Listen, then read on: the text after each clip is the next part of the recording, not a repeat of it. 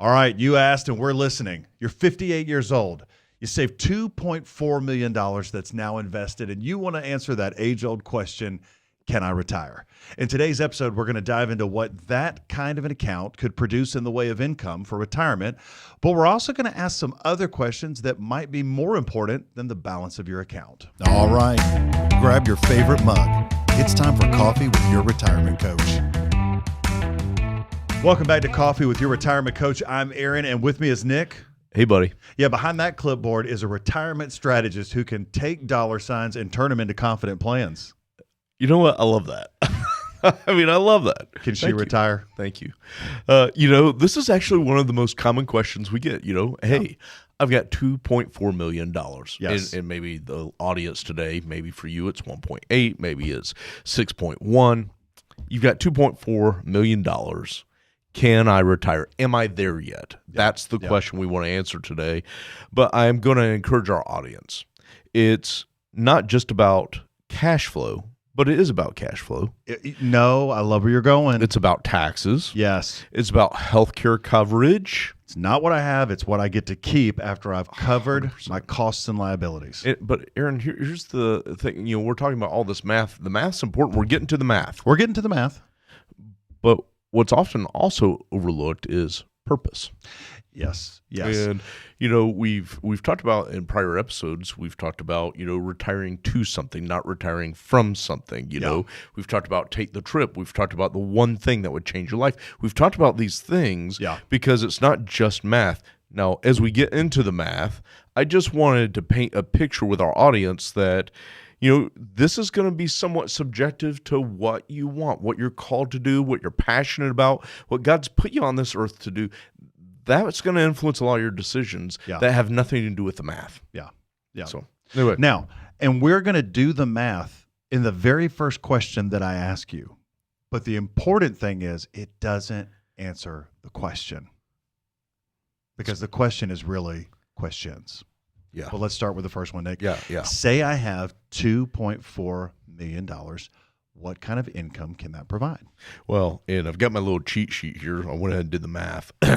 We took our shoes off and had the big calculators earlier. That's right.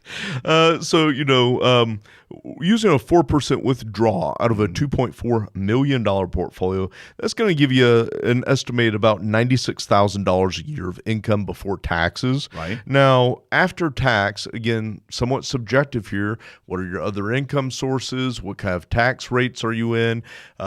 Is this money subject to ordinary income taxes versus capital gains taxes? Right. But what we did is we said, after tax, it's going to likely be somewhere in that $75,000 to $85,000 net income per year. Now, again, this excludes Social Security. This excludes pensions, if you have one of those that's available, or other income like from real estate, okay? Right.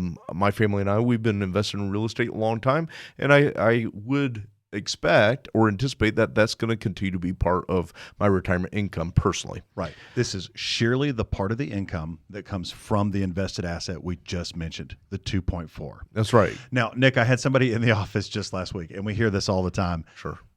Why 4%? And I'm sure there's somebody in our audience that goes, I keep hearing 4. Why 4? Yeah, well, if you do a Google search, you're going to see it all over the place. So a generally accepted rule, which is very academic based, is literally called the 4% rule. Right. Now, there's been people who've tried to debunk this. There are people who say it's really 3, it's 3.25. I've seen people say you can still stick to 5%. I'm going to tell you a politician's answer. It depends. However, we work with a very specific group of people as your retirement coach. Right. It's people who are generally between 55 and 80 years old. And what I've seen work is 4%. Right. And it's tested. We've seen it over and over again. So I like using that number. I'm not saying it can't be dialed up or it can't be dialed down, right, but generally that is a good, safe rule to stick with. Yeah. No, I like that. And I think that it's important for people to understand that. And it really is a good start off point, because as we go through the next questions that I want to ask you, we really find out the more important nuances of our retirement and funding it. But again, having a really good strategic plan with your income is super important. And a lot of times that can lead past just that general 4%. Nick, all right. So you mentioned Social Security benefits. Yeah. Okay, let's talk about that for a second. So let's forgo pension. Not everybody has pension, but one thing that many of us will find us in is the eligibility for Social Security benefits. So I'll be honest with you. I am going to say something that's pretty controversial. I like it.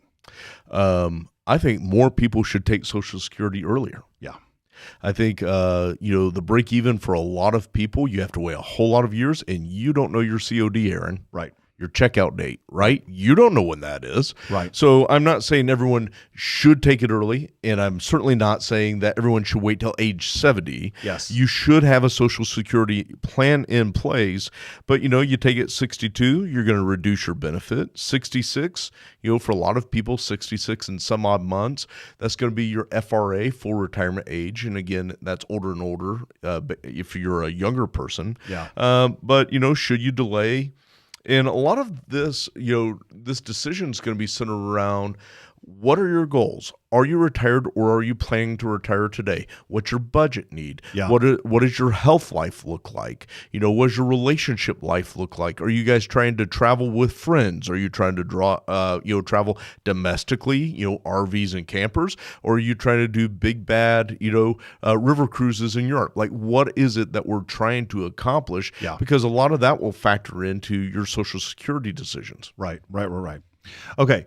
Next thing I want to talk to you about, we've got a specific situation since this person is 58. And I'm assuming that if they get the answer they're looking for, Nick, they might like to turn in their notice now. For all of our retirees, we're having the conversation about Medicare for this particular individual and people that find themselves in this seat. Then we've got to talk about the years of insurance coverage from 58 till Medicare. Yeah. That big gap is one of the biggest expenses that scares people from early retirement. And I'm going to tell you, fear is not a plan. No. We cannot make a plan based on fear. What we need is solutions. We need a strategy. We 100%. need the plan, and we got to work the plan. And here's the deal. We've got to take into consideration, do you have a COBRA option? Was Affordable Care Act, aka Obamacare, what does that look like for you as a potential? But then also, private insurance. Man, that could be quite expensive. Yeah. Are there other things? And Aaron, real life case, I've helped so many people retire early, and you got to fill in that gap between when you retire and age 65 when you hit Medicare, right? Like, what is that gap? What are you going to do to protect yourself from a healthcare perspective? Yes. And one of my favorite options, this is not for all people, but I've used this a lot for a lot of clients. It is, this combination of a higher deductible plan or finding something like a Samaritans or a Medishare, something like that. Yes. Not a recommendation. I'm saying go look for yourself. But An option worth investigating. They've worked for a lot of people. And then having that, concierge doctor. Yep. Now, what's interesting about concierge medicine, and there's so many different types of concierge doctors. I've worked with one. And by the way, they are way more reasonable in terms of cost than a lot of people think. Yes. I mean, it could be a couple $1,000s a year, not tens of thousands of dollars a year. Right. Those people are out there, but I'm saying if we're wise, we shop, we look around, we find a really excellent provider, great reviews, and even better if you know people who've used them.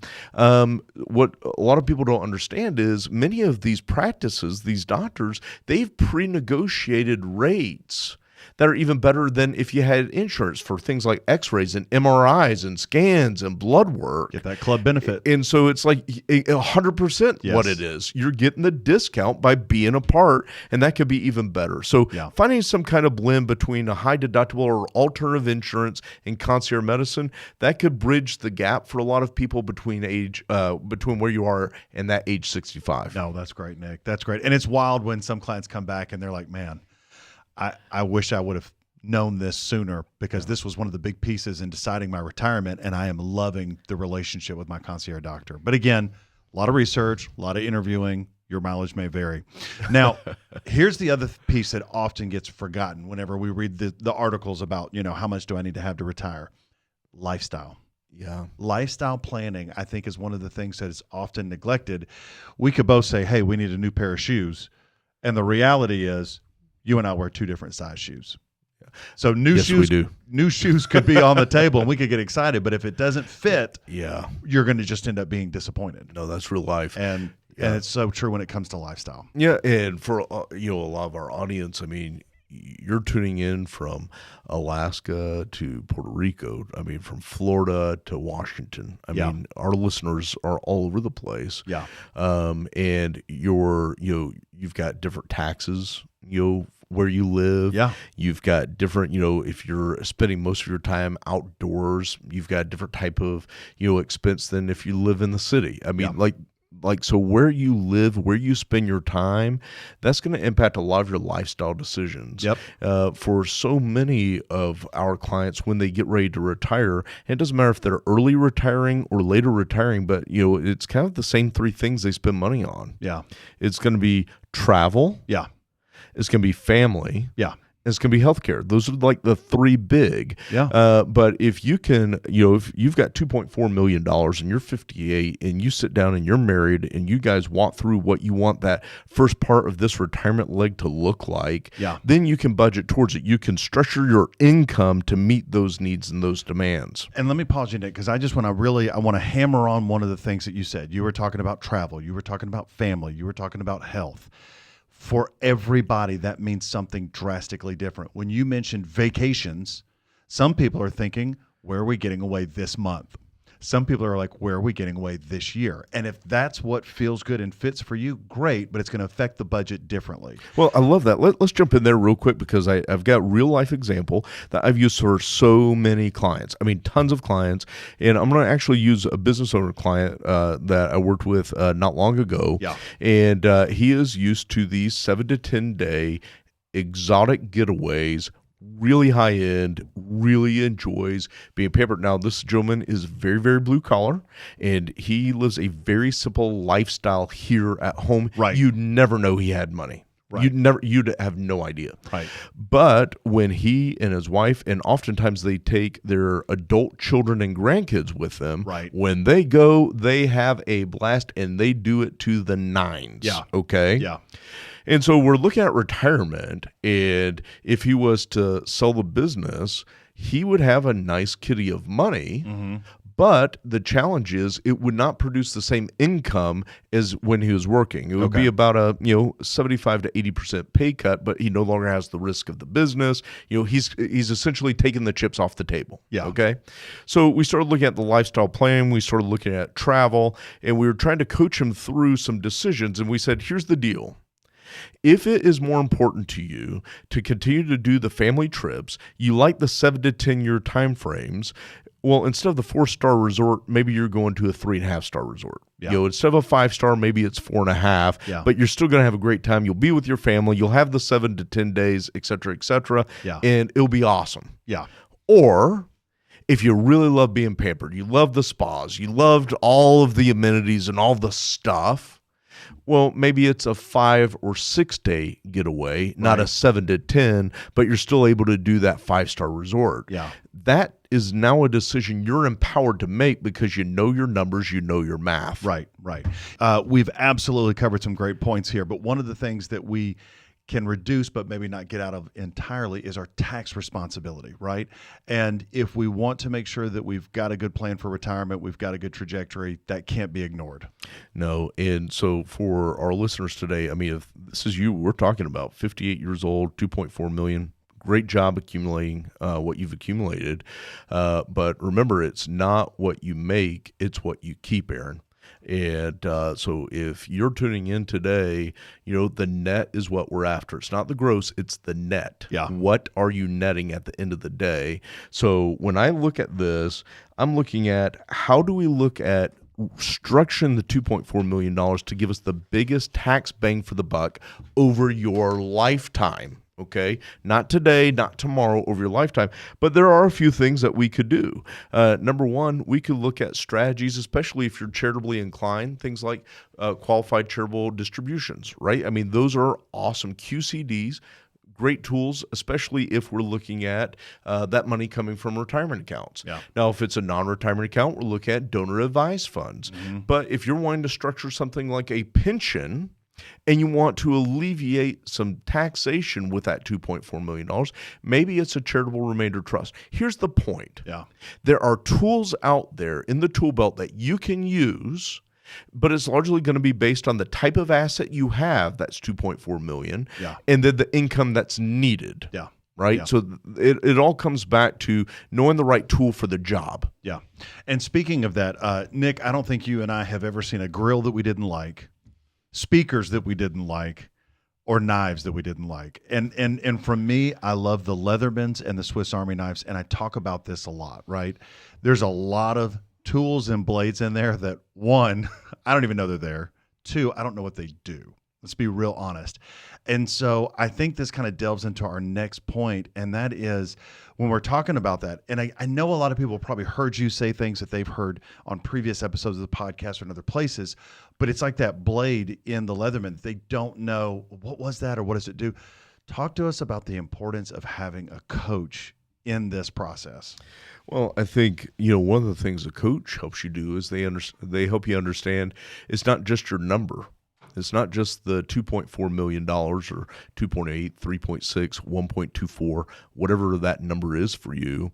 It's helping you craft a game plan to use whatever that resource is that you've accumulated and to use it well. Yeah. Right? So a coach can come alongside you to help you say, you know what, here's the game plan to get you from where you are to where you want to be, provide the accountability, provide you, the assistant coaches, the CPA, the attorney, the, real estate, broker, the, whoever it is, the business broker, if you have a business, like they help you craft that perfect team together based on what you're trying to accomplish. Right. Yep. And I think the second thing is they can help you optimize what you already have. Yeah. Okay. So sometimes there's just a little bit of restructuring that needs to happen for some people that could save them thousands and thousands of dollars of taxes. They just didn't know they could do some of those things. Right.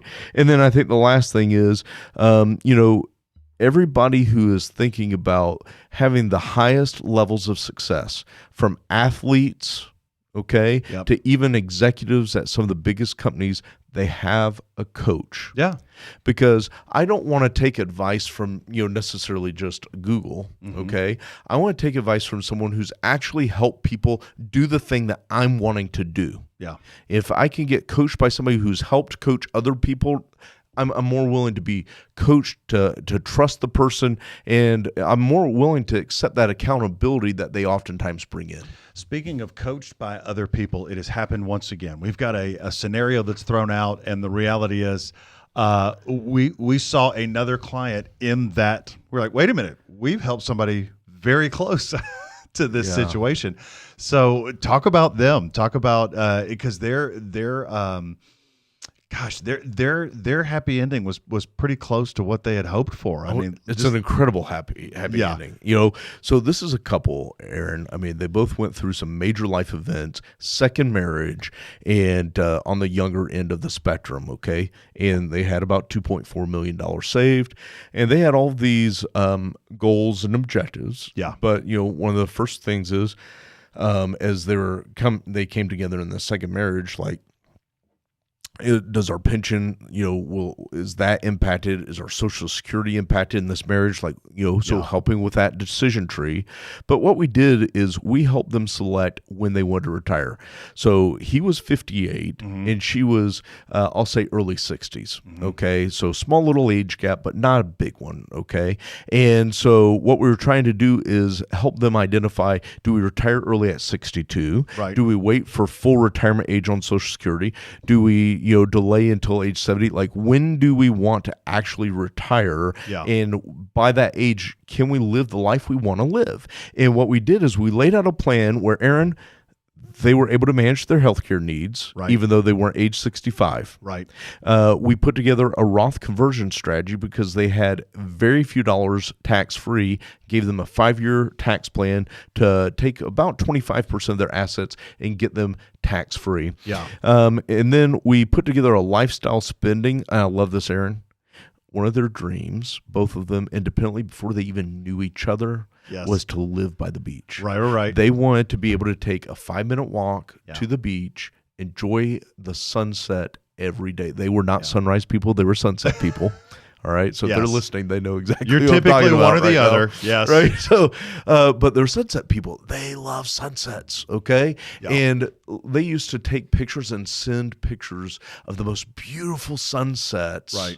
And it was because this dream came true. Yeah. And it all started with knowing the math, knowing their numbers, I love it. and then that decision to live the life they really wanted to live. Now, part of that for them was they chose, if I'm not mistaken, they chose part-time employment by choice as a part of that equation, right? Yeah. So in the early couple years, to help offset some of the healthcare concerns, so there was a particular healthcare concern with one of them.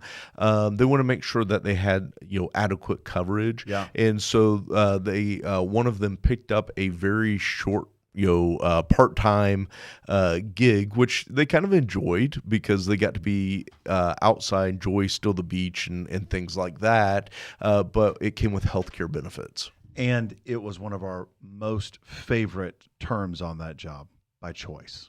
By choice. By choice. Yeah, and they certainly did not have to, but for them it was back to stewardship, and they felt like it was a good stewardship decision. I love it. I love it. All right, so to answer that very important question, $2.4 million could be a solid foundation for retirement. Now, retirement depends on income needs, healthcare, and timing. And then I'm going to add on to here the type of assets that we have, correct? Now, the thing that successful plans have in common, right? You want your plan to be successful. It needs clarity, it needs flexibility, and the right team behind it. Listen, we hope that answered your question. We realize that for some of you others out there, you're able to share in on the opportunity. Go, wait a minute, that's pretty close to my experience. Okay, I like what I heard from that. If you have a more nuanced question, if you're like, well, what about 2.2 million? What about if I got 2.5 mil? Email us, connect@yourretirementcoach.com. Let us know about your specific situation. Maybe we focus on you on a future episode of the podcast. But if you are enjoying this, and speaking of future episodes of the podcast, don't miss an episode. Subscribe, like it, interact with us. We enjoy that. But gosh, we just appreciate you being here. We pray that you stay here, but more importantly, stay coachable. We hope you enjoyed today's show, but you may have questions for our coaches, and they can be emailed at connect@yourretirementcoach.com. If you know someone that needs to hear this episode, we encourage you to share it. As a reminder, the content of this podcast is for educational and entertainment purposes only and should not be construed as advice. On behalf of our coaches, we want to thank you for listening and for being coachable. Yeoman's Consulting Group, a registered investment advisor YouTube channel based in Marietta, Georgia. We strive to provide comprehensive wealth management services for every stage of the journey. This platform is solely for informational purposes and is not offering advisory services or sales of securities. Investing involves risk and possible loss of principal capital. Comments by viewers or recognitions are no guarantee of future investment outcomes and do not ensure that a viewer will experience a higher level of performance or results. Public comments posted on this site are not selected, amended, deleted, or sorted in any way. If applicable, certain editing of personal, identifiable information and misinformation may be deleted. The opinions expressed herein are as of the date of publication and are subject to revision due to changes in the market or economic conditions and may not necessarily come to pass.